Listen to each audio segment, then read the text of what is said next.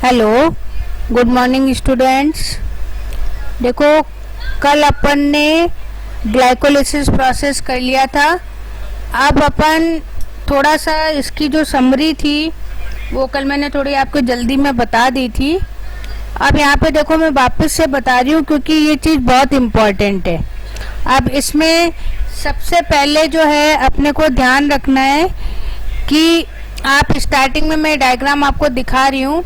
इसमें देखो स्टार्टिंग में ग्लूकोज से फ्रक्टोज 1,6 बाईफॉस्फेट जहाँ तक बनता है वहाँ पे आपको 2 एटीपी यूज आ रहे हैं, ठीक है।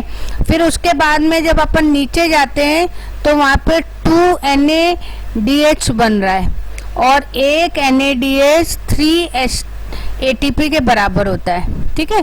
तो फिर उसके बाद में आप देखो एक ATP बन रहा है कब, जब 3 फॉस्फोग्लिसरेट बन रहा है और नीचे फिर आओगे तो 2 ATP और बन रहे हैं। तो इस तरीके से ये मानो कि ऊपर तो 2 ATP खर्च हो रहे हैं यानी लग रहे हैं और नीचे 2 NADH यानी कि 6 ATP और 4 ये, तो इस तरीके से 10 ATP यहाँ पे अपने को मिल रहे हैं, लेकिन 2 वहाँ पे यूज हो रहे हैं। इसलिए हम क्या कहेंगे कि यहाँ पे अगर हम प्रॉफिट देखते हैं तो ये प्रॉफिट क्या हो जाता है, 8 ATP जो है हमें ग्लाइकोलिसिस से मिलते हैं। अब क्वेश्चन यही आता है कि ग्लूकोज जब पायरुवेट में चेंज होता है तो कितने ATP मिलते हैं, तो आप लिखोगे 10। लेकिन अगर आपसे पूछा जाता है कि प्रॉफिट कितना हुआ है तो आप कितना कहोगे 8, क्योंकि 2 अपन यहाँ पे यूज कर चुके हैं। तो ये अपना फर्स्ट स्टेप हो गया ग्लाइकोलिसिस। अब अपन सेकंड इसका स्टेप पढ़ रहे हैं पायरुविक एसिड, ठीक है। अब ये जो पायरुविक एसिड का भविष्य यानी फेट ऑफ पायरुविक एसिड, जो अपना पायरुवेट बन गया है, अब ये पायरुवेट एंटर कहाँ करना चाहता है, क्रेब्स में। लेकिन क्रेब्स में एंटर करने से पहले, क्योंकि पायरुविक क्या है 3 कार्बन कंपाउंड है, तो ये चेंज होगा 2 कार्बन कंपाउंड में। अब यहाँ पे देखो मैं आपको डायग्राम दे रही हूँ, तो यहाँ पे जो पायरुवेट है इसकी 3 कंडीशन दिखाई हुई है। एक तो पहली वाली है एन एरोबिक कंडीशन, जिसमें 2 इथेनॉल और 2 कार्बन डाइऑक्साइड बन रहे हैं। एक कंडीशन दे रखी है साइड में एन एरोबिक कंडीशन, उसमें 2 लैक्टेट बन रहे हैं। और जो तीसरी कंडीशन है जो एरोबिक है, ये जो एन एरोबिक है ये तो यहीं खत्म हो जाएंगी, आगे नहीं जाएंगी। लेकिन जो एरोबिक कंडीशन है, इस कंडीशन में जो है ऑक्सीजन को यूज किया जाएगा, क्योंकि एरोबिक है तो ऑक्सीजन यूज होगा और कार्बन डाइऑक्साइड यहाँ से रिलीज होगी। और ये रिलीज होने के बाद में यहाँ पे क्या बन जाएगी, 2 एसिटाइल कोएंजाइम ए। तो ये आपको थोड़ा सा ध्यान रखना है। इसको आप जो है मीडिएटर रिएक्शन भी कह सकते हो ग्लाइकोलिसिस और क्रेब्स साइकिल में। तो यहाँ पे अगर अपन वैसे देखें तो इसकी एक इक्वेशन आपको याद रखनी है, pyruvic acid plus 2 coenzyme A in the presence of pyruvic dehydrogenase, और यहाँ पे एसिटाइल कोएंजाइम के 2 मॉलिक्यूल्स बनेंगे और 2 मॉलिक्यूल्स बनेंगे कार्बन डाइऑक्साइड के। और इस प्रोसेस में क्योंकि मैग्नीशियम है, यहाँ पे लिपोइक एसिड है और थायमिन पायरोफॉस्फेट, ये तीनों एज ए कैटलिस्ट यहाँ पे यूज हो रहे हैं। और उसके अलावा कोएंजाइम ए है, NAD है और ये भी एज ए यहाँ पे एक्टिवेटर या आप कह सकते हो कैटलिस्ट यूज हो रहे हैं। और इस प्रोसेस में 2 NADH बन रहा है, यानी कि इस प्रोसेस का भी अगर अपन प्रॉफिट देखें तो प्रॉफिट में यहाँ पे हमें 6 ATPs हैं, वो 6 ATPs यहाँ पे मिलेंगे। तो अपन जब लास्ट में देखेंगे तो यहाँ पे 6 ATP का अपन प्रॉफिट किससे देखेंगे, जबकि एसिटाइल को एंजाइम ए बन रहा है। अब देखो, अब मैं स्टार्ट कर रही हूँ आपका क्रेब्स साइकिल। ये जो क्रेब्स साइकिल है इसमें मैंने आपको डायग्राम दिया है बिल्कुल सिंपल सा। तो ये डायग्राम, हालांकि इसमें काफ़ी चीज़ें लिखनी है, लेकिन पहले आप थोड़ा सा सिंपल सा डायग्राम याद करोगे तो आपको दिक्कत नहीं होगी।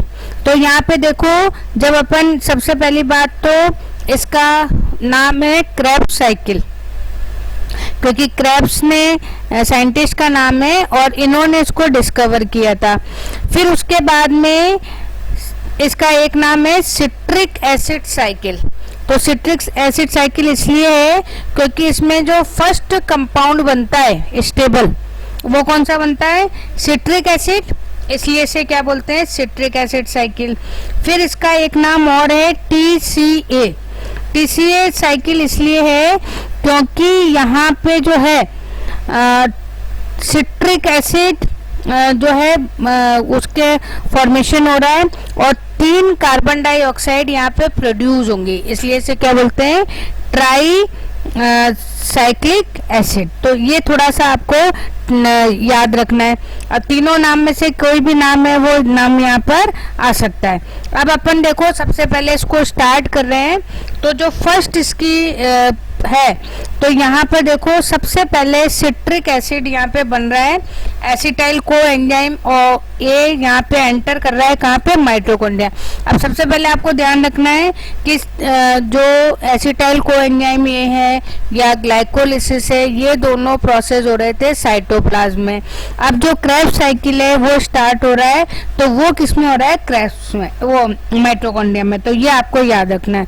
तो सबसे पहली जो रिएक्शन है जिसमें कि एसिटाइल को एंजाइम जो है किससे मिल रहा है? Oxalo acetic acid. आप देखो कि यहाँ पे 4 कार्बन वाला पहले से प्रेजेंट है माइटोकॉन्ड्रिया में, ऑक्सिलो एसिटिक एसिड, और ये 2 carbon acetyl co enzyme A से जोड़ा है और इसके जुड़ने से 6 कार्बन कंपाउंड बन रहा है सिट्रिक एसिड, और को एंजाइम ए यहाँ पे निकल जाएगा।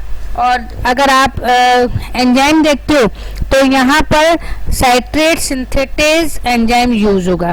फिर उसके बाद में सेकंड है सिस एकोनिटिक एसिड फॉर्मेशन।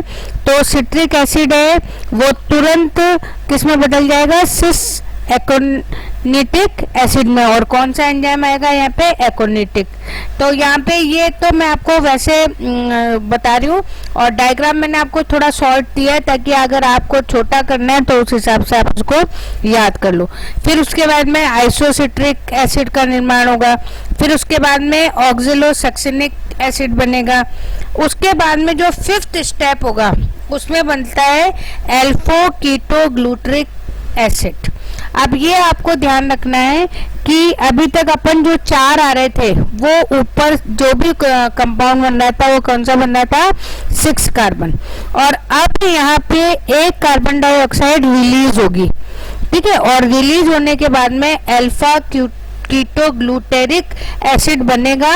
और ये इसलिए इम्पोर्टेंट है कि इस क्रेब्स साइकिल में 6 और 4 इन 2 कार्बन कंपाउंड मिलेंगे और अल्फा कीटोग्लूटेरिक केवल एक है जो कि 5 कार्बन है।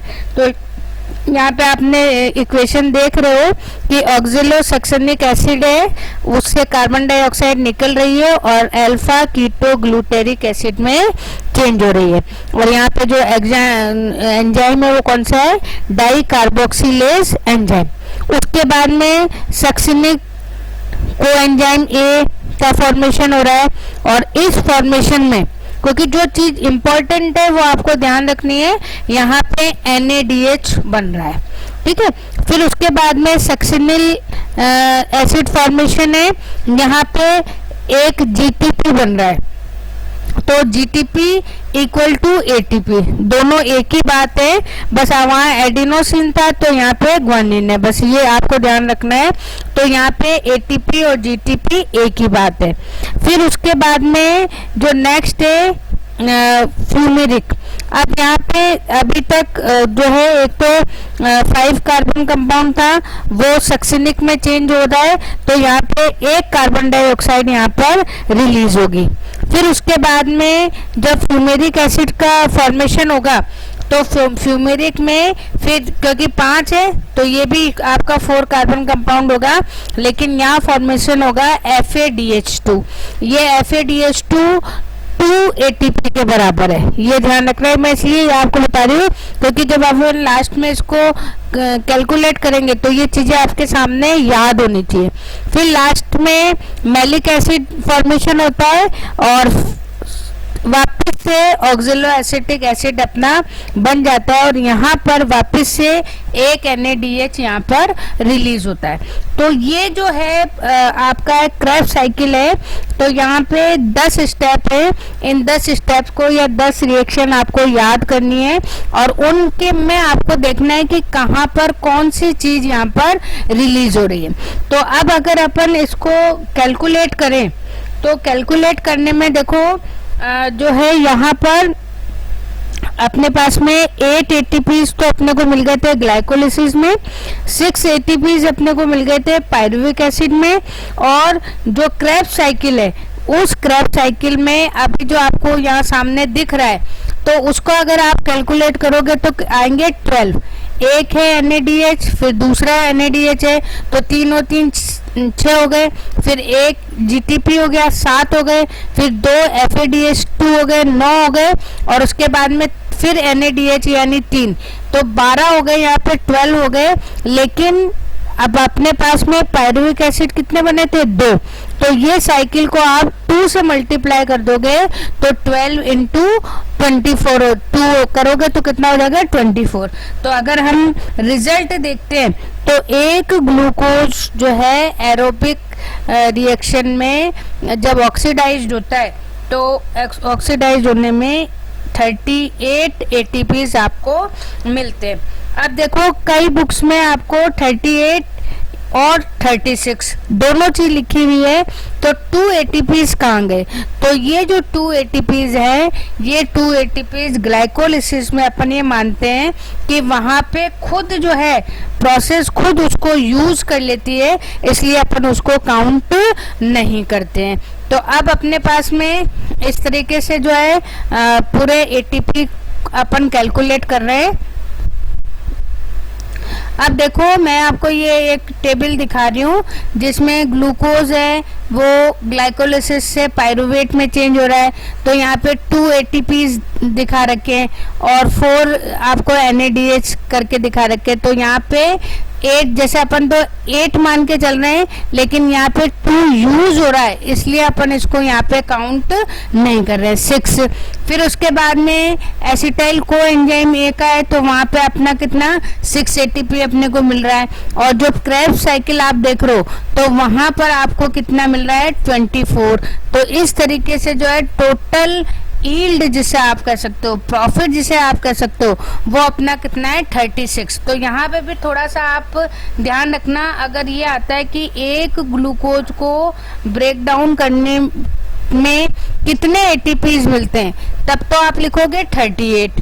और अगर अपन प्रॉफिट की बात करें, यील्ड की बात करें, तो फिर अपन क्या कहेंगे 36, क्योंकि 2 ATPs जो है वो प्रोसेस में चाहे आप रेस्पिरेशन मानो या कुछ और मानो, तो वो खुद जो है प्रोसेस में यूज हो जाते हैं, इसलिए अपन जो यील्ड मानते हैं वो तो मानते हैं 36, लेकिन अगर अपन ब्रेक डाउन में मानेंगे तो अपन क्या मानेंगे इसको 38। अब अपन